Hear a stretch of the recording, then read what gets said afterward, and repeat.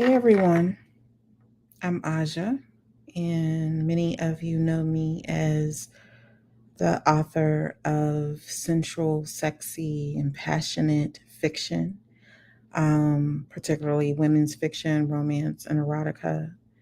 And I still am, but I wanted to do something different and speak to you in an intimate way about things that maybe we touched upon during another book chat discussion.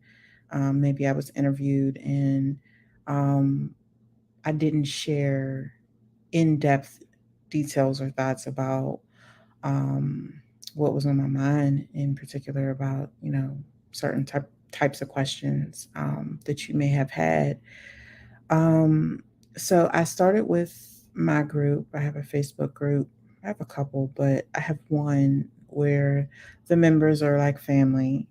And I asked them if they had the opportunity to hear me discuss something for, 15, 20 minutes. What would they want me to talk about? And so I wanted just to open up the floor and start to talk to you about some of the things that they have on their mind, that they think that I am qualified to talk about. And maybe that will open up discussion for you. And if not, you'll just get to know me a little bit.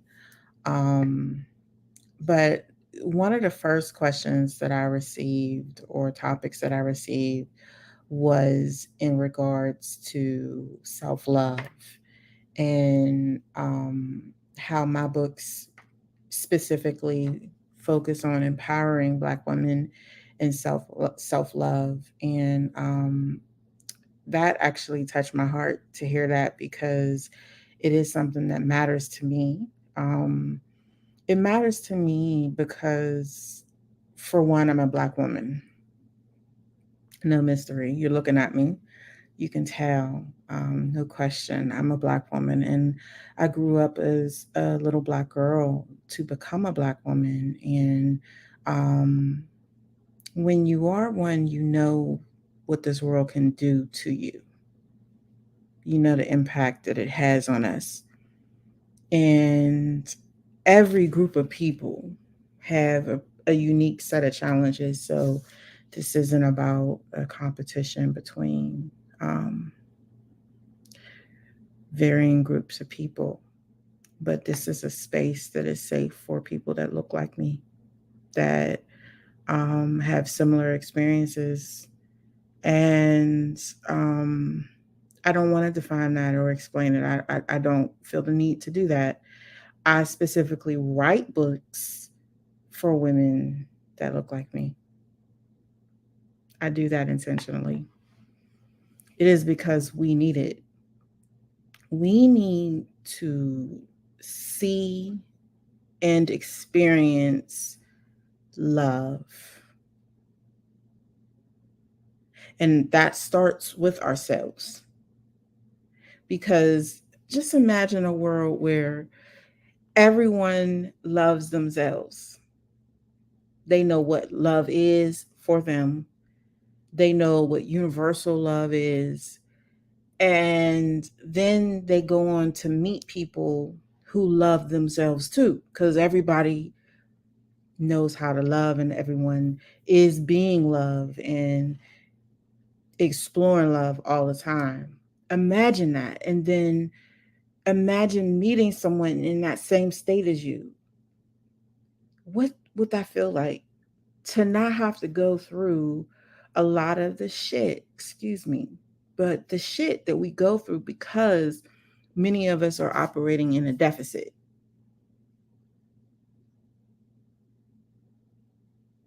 So, what I am empowered to do for myself is to create an environment in my art where you all who are reading can experience the journey of love, from self to individual self to a collective.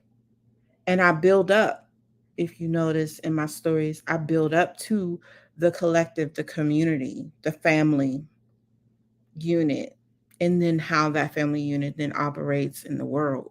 Because it starts with you, and then you meet someone, and that could be friends, it can be coworkers, it can be, but you meet people and you spread your love to them and they spread their love back to you.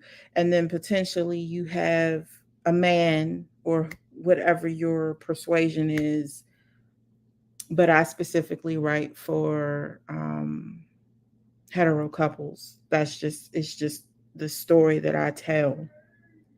And so you meet a man, and he now is experiencing this love that you have been building inside of you, and he then shares his love back to you. And now you can spread that love even wider, like further than what you are doing at this very moment. Now your whole family is impacted by your love. You're building a family, and then you have family, and then that family, every single person is touched by the love that you have, and they take that into their communities, and now they're enriching everyone's lives. That is what I want. I want that in our own communities, our real communities in real life, and I make sure that my art reflects that. So I don't know that when I first started to write, that I considered the impact of my art in that way. I just knew who I was and what I wanted to say. And and as I grew up in my writing, I became more vocal about what I wanted for my people, and specifically Black women, because they're really, I mean, when you think of the family, it like it, in a Black family, not to alienate anyone, but like a Black woman births, she births us. So when you destroy her, you destroy everything that can come from her. Everything. When you think of Black men, Black men didn't exist without being birthed by a Black woman. You remove Black women from the earth, there are no more Black children, because no one else can create them. We may be able to create people who look different shades and have different attributes, but they have not been able to create us. This is why we are so powerful and why we are so important. And um, this is why it's so important to me to make sure that we are covering us in love, because we deserve it at a global level. We deserve it at a community level. We deserve it in our families, and then we deserve it for ourselves. And then so I just start small and I go big. And that's why I do it. And I also do it because I love you. I listen to you. I hear what you got to say. I hear what is lacking. And I knew at one point in my life, at various points, because let me just say this, there's never like a point that you reach that you've gotten there and then that's it. There's no such thing as that. Like you reach a point and you're like, I figured this out. And then something will come along and it will tell you that you didn't know shit, that you still got some figuring out to do. Because that's life. Life is like that. Life isn't just learning and being done. It's just a constant evolution in our understanding of ourselves. So, going back to what I was saying, I've been there where I don't know that I knew what love was. And I wasn't making choices that were always loving to me. They were putting me in predicaments where I would be hurt by it, but it was my choice that I made. And I had to decide to make better choices for me so that I can have an experience that feels loving consistently. Some of us are making decisions that are temporarily, providing a bomb. But we know when we're in the midst of it, we know this dude is not going to take us where we want to go. He may be, you know, you know, he may be handling it, but we also know he's going to do something and he's going to say something, and it's going to make us experience that feeling of regrets and like we're less than, bring us right back to where we were trying to escape from. And while he's messed up for that, we also got to look inside. Why did we make that choice? Why did we choose that person? Why did we even waste our time? Because we knew that they couldn't provide us with what we ultimately needed to feel safe and secure in our experience with them. I write about that too. I'm not afraid to shy. I'm not afraid to handle and deal with the realities of life, how we sometimes make choices that aren't pretty. I think about Salik in For Once. He was hoeing around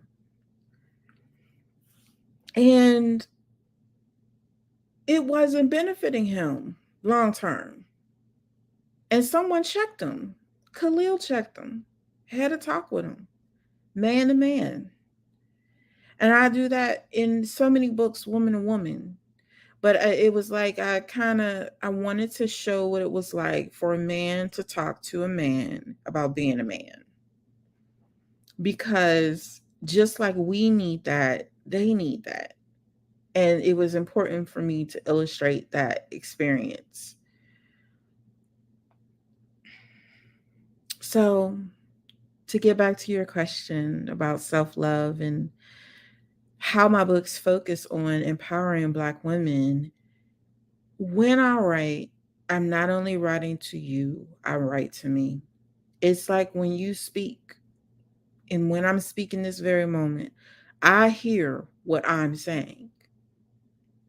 So it matters what I say because I hear it. If I say I'm ugly out into the universe, into the atmosphere, I hear that. So I hear I'm ugly. So I don't say that shit. Because I hate. You know, I tell myself what I want to hear. So I write what I want to hear. I write what I want to read. I want to read about people who find love, who are nurturing love, who share love. Like, I want to read that because I want to feel that. And so I write what I want to feel, what I want to experience. And I want you to experience it too. It'll be 10 years of me publishing.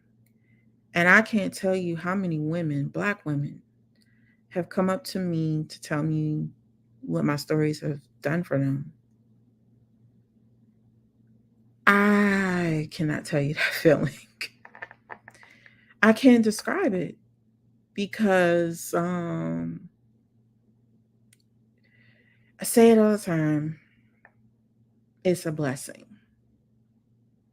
If I am blessing you in any kind of way, if I have helped you find your way, if I have helped you to feel loved, to believe in love, to find love,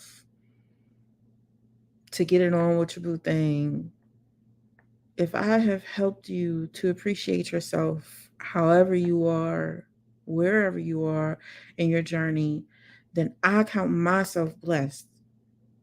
You are blessing me by receiving the message that I am placing inside of my books for you, because you could not be listening and you could not care. So that's what I got to say about that. I know that there's so much more that I could be saying about self love, but I think that you've heard so much of it. Um, just know that I know that there's the saying and expression that, if you don't love yourself, no one else can love you. Other people can love you even when you don't love yourself. But I believe that we don't know how to receive it properly because we don't know love. You see what I mean? Like, we don't really know it.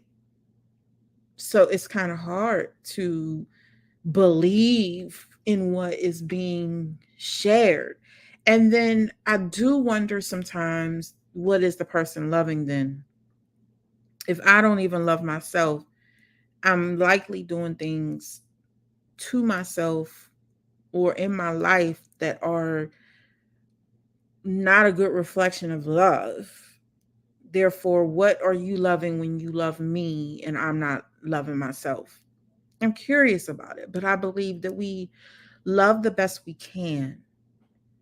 And that's important, is that you love the best you can. It's not a perfect thing, especially in the beginning. In the beginning can last a long time, can last 20, 30 years, can last 40 years, but like, it's not a perfect thing. We get better at it. Just like we get better at everything if we want to. We get better at it.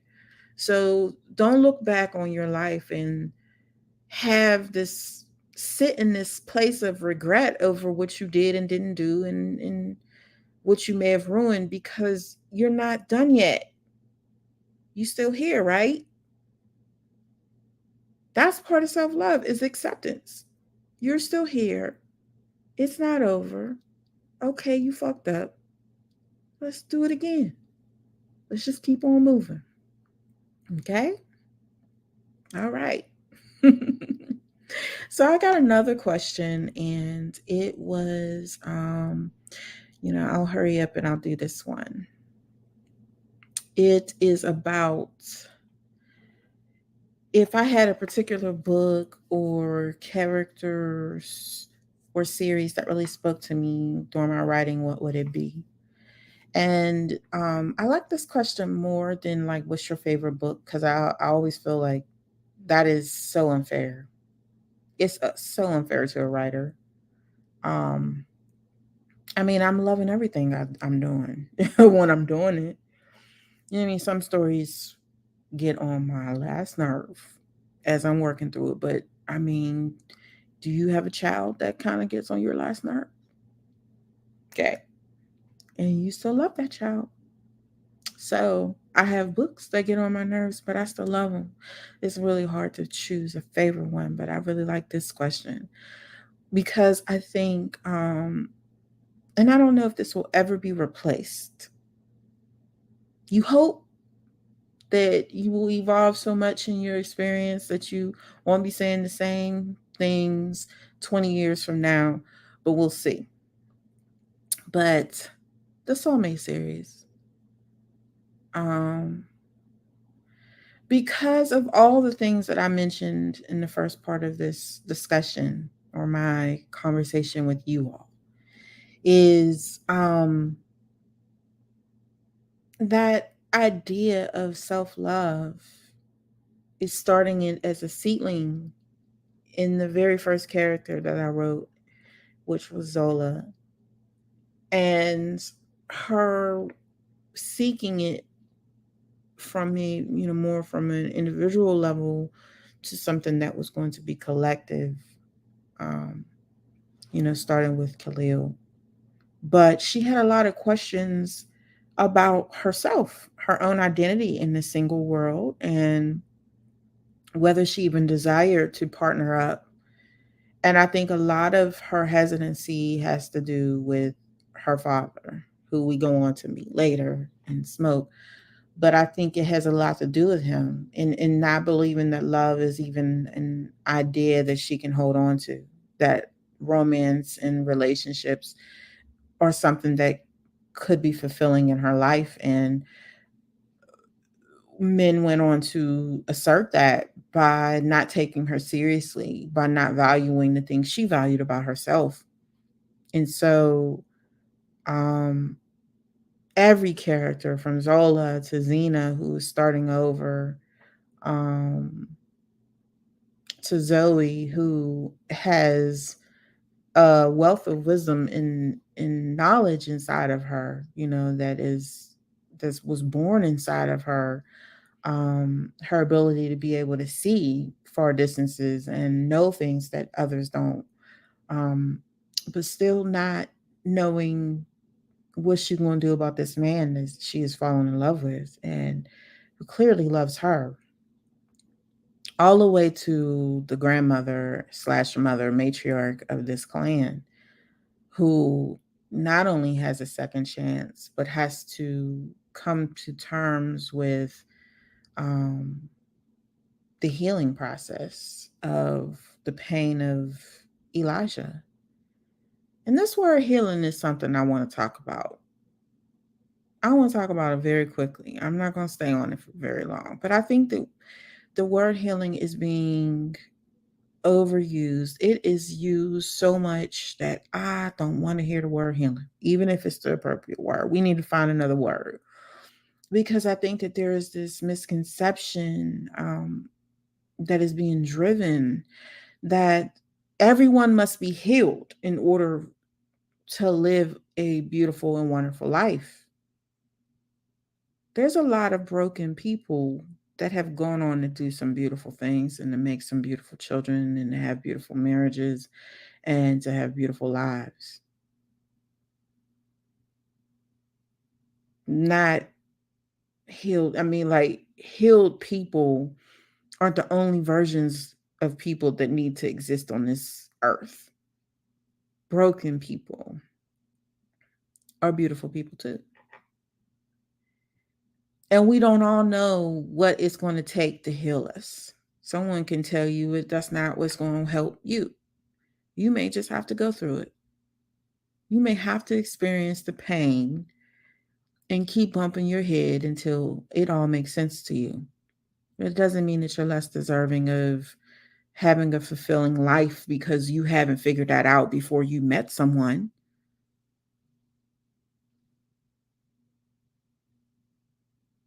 Sometimes that someone is the catalyst to healing if we allow them to be. We're always striving to be at this level of perfect so that we are perfect for someone. I see it all the time. Heal so that you can go on and do this stuff. Bullshit. Bullshit.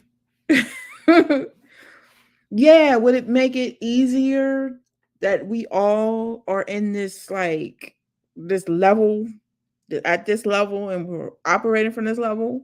Yeah, it would be wonderful. But then what would life be for? If we were all at this level and we just continue to just be perfect and working from this perfect space, what would we be learning from any of that? Why are we so focused on this attainment of healing? Why are we so focused on perfection? Why can't we just be living? Why? Why can't we just be living? And when you come across someone whose messed upness is too messed up for you, just leave. That is more important to me than whether you are healed. It is my ability to let go of what it is not good for me. That is more important to me. It is up to me to set my boundaries It is up to me to decide my threshold. It is up to me to decide when I won't take no shit no more. And then time for me to go. You ever go over somebody's house and you didn't like it there? Or maybe you did for a little bit and then after a while it was time to go.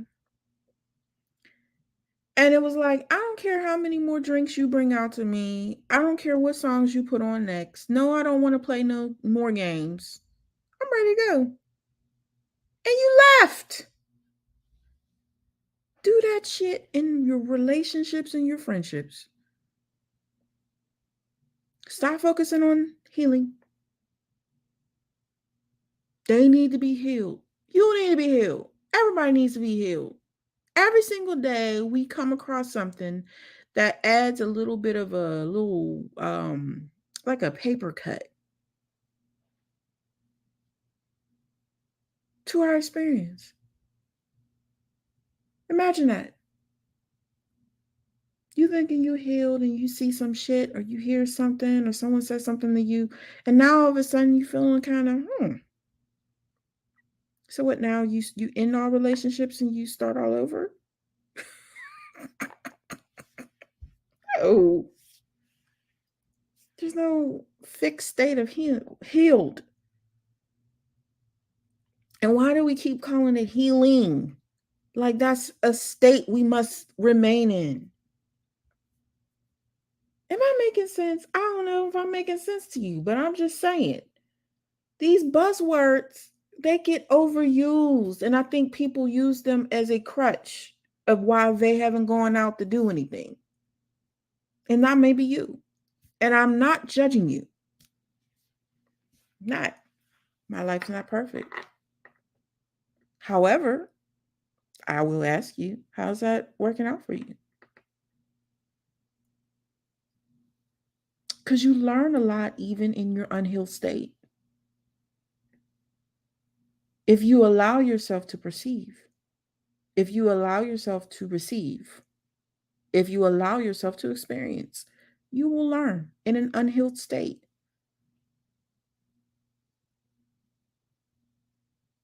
Okay. So the Soulmate series spoke to me because they were unhealed women. Since we like to use this word, they were unhealed, they were imperfect, they was fucked up sometimes. Okay? And he still found love.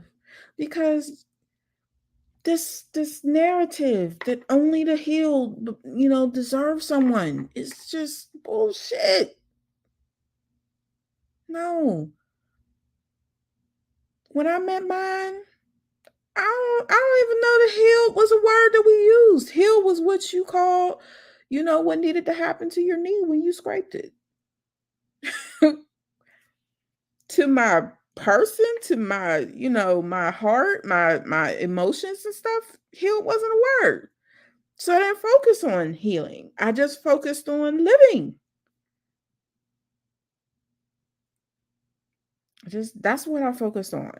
I focused on living.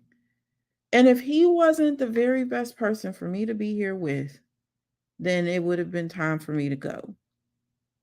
If I wasn't growing, if I wasn't learning, if I wasn't improving, if my life was going downhill, then it would have been time for me to go.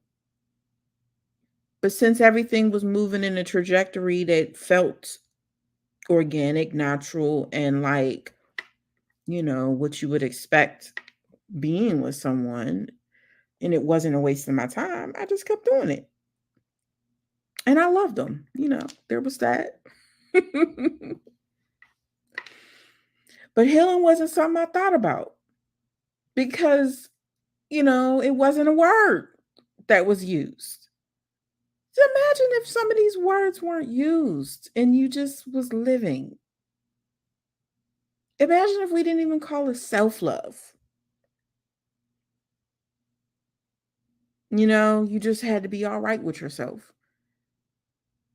When we define these things as opposed to just experiencing life and looking at it like, are we doing better or are we doing worse? We doing better or we doing worse? If you're doing better with someone and you're feeling good about it, keep with it. If you're feeling worse, let go. Letting go is going to be the greatest tool in the universe because nothing really belongs to us anyway. Nothing. That's why we're constantly losing things and people. Nothing belongs to us. We just have been blessed enough to experience people and things. That's it. And hopefully, we get to experience the really good people and the really good things for a long time. But they don't belong to us. Not even your children. They don't belong to you either. So the Soulmate series, I feel like it allowed me an opportunity to really write about just life and love, and without focusing on the perfection of it. And um, that spoke to me because it was entirely my vibe. It's still my vibe. Those are still my women. I relate to them. They are like family because they are really like family. Y'all that know me, y'all know what I'm saying. I relate so much. And it was such a beautiful experience, and I miss them all the time. But I'm writing about them right now. Last question. How to embrace and find your confidence in all aspects of life? Confidence is another word. Insecurity is another word. Those are words, and they have meaning, but they don't have to mean that much to you. What is more important than the word confidence is just how you feel. Is how you feel about yourself. And one of the first things that I start with is this me? If anything about myself is myself, then what the fuck am I going to do about it? I'm sorry. But what am I going to do about it? It's me. Shit. So why not be confident? We are entirely too caught up in what someone else says is what we supposed to be. They not even half of what they say. I'm gonna give you an example, and this don't got nothing to do with the person, and I'm not gonna say no names, but I see somebody on social media often, and this person talks a lot of game about being confident. But this person uses a filter on every picture.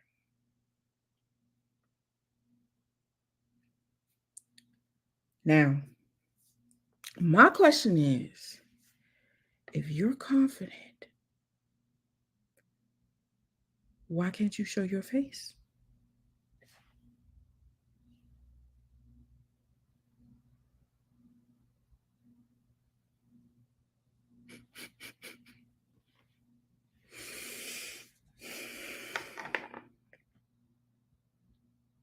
People lie. They lie. They lie. They lie. So you can't go by people. You got to go by you. You've got to look at yourself and love yourself because there's no other choice. If you operate from there first, it becomes so much easier because then you start to talk to yourself about what it is that you love about yourself because there's no other choice. There's no other choice. Of course, there's going to be, minor things that like we just don't particularly care for on us. Let's just say you got fluff in the middle. I do. Now, overall, I love me. If there was something that I was like, I could do without that. It will be the stomach. But since the stomach is here, even after working out, even after eating right, this motherfucker staying. And I'ma love it. See what I'm saying? Because why not? Why not? Who said I have to look like whatever that is? Why? Why? Why? Why? Why? Why do I have to look like her or anybody? Why? Who said? Who said? Who said that body type is the body type? Who? Who said it? Who? Did God say that? Because if I'm not mistaken, God made me. God made me.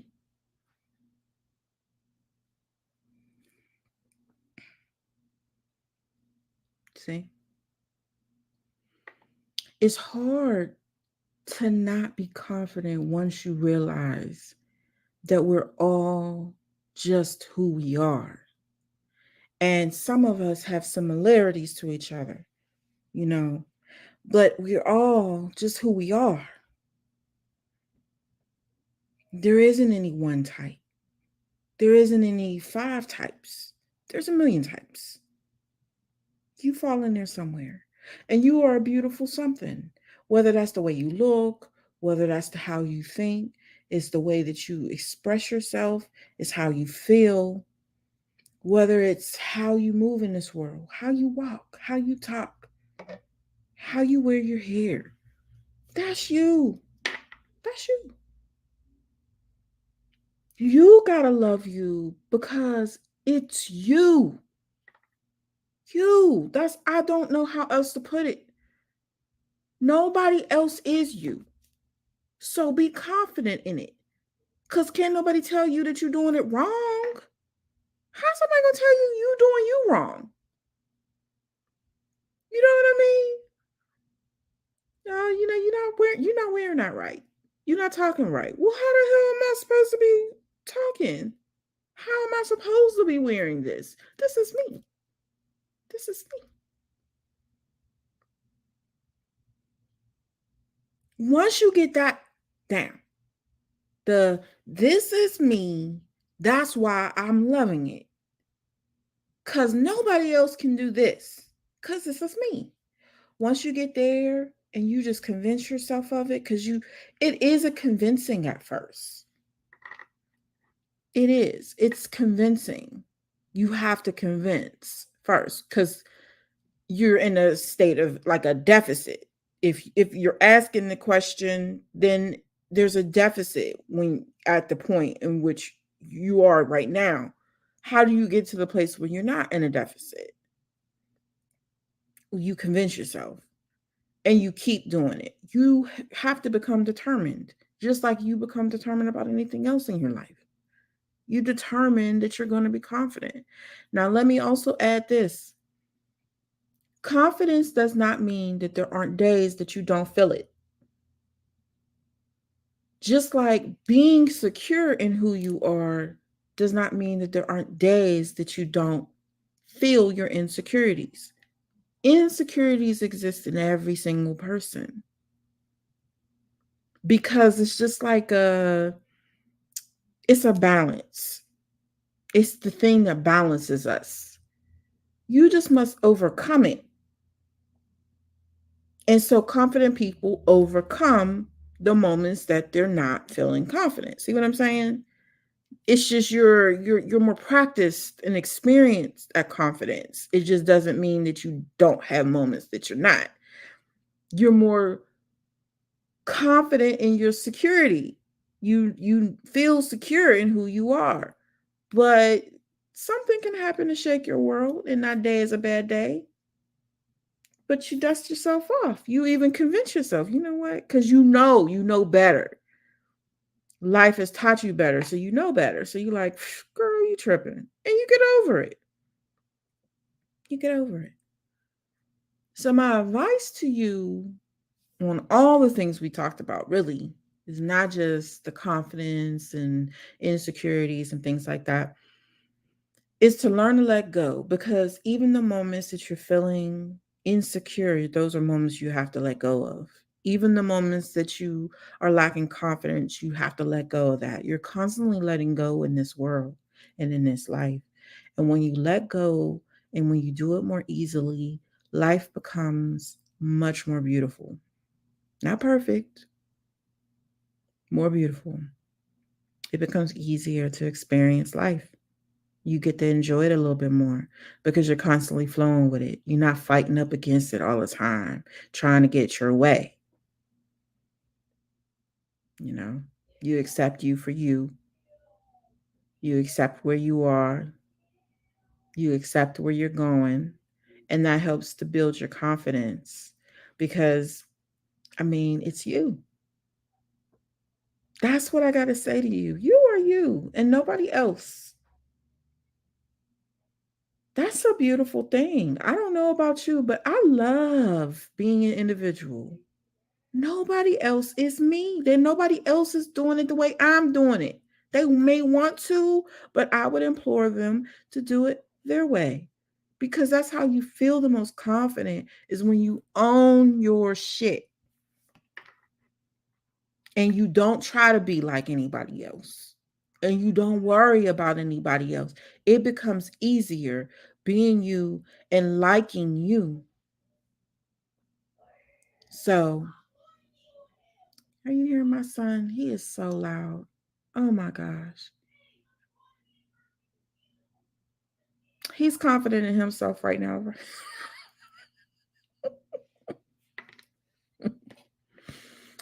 It was fun doing this. I may do this. If I get other questions, I may do, more intimate moments with you. Um, but this was nice because it wasn't just about books. It was just about my feelings on things. And I enjoy talking to women. I enjoy empowering women. I enjoy building you up. I enjoy seeing Black women happy and loving themselves. And I like to be one of the people to bestow you with love. I like to be one of the people to tell you that you matter, that you're beautiful, that you deserve to be here, that I want to see you flourish, that you are you and no one else is you and is doing it like you. Be confident because, look, girlfriend, let me just tell you, you're gorgeous. Your skin is glowing. Your hair is healthy. Your teeth are beautiful. Crooked, straight, don't matter. They're beautiful. They're yours. They're in your mouth. Your carriage is nice. I love to see the way you walk. I love you. And I'm glad that you were here. And I'm glad that you are listening. And I'm glad that you care enough about me to care enough about what I got to say. So, with that, I think that we're going to end this recording. And like I said, if we get any other questions, then that will be the moment that I do another intimate moment with Aja. But until then, I hope that you will feel loved, that you will be loved, and that you give love. Take care.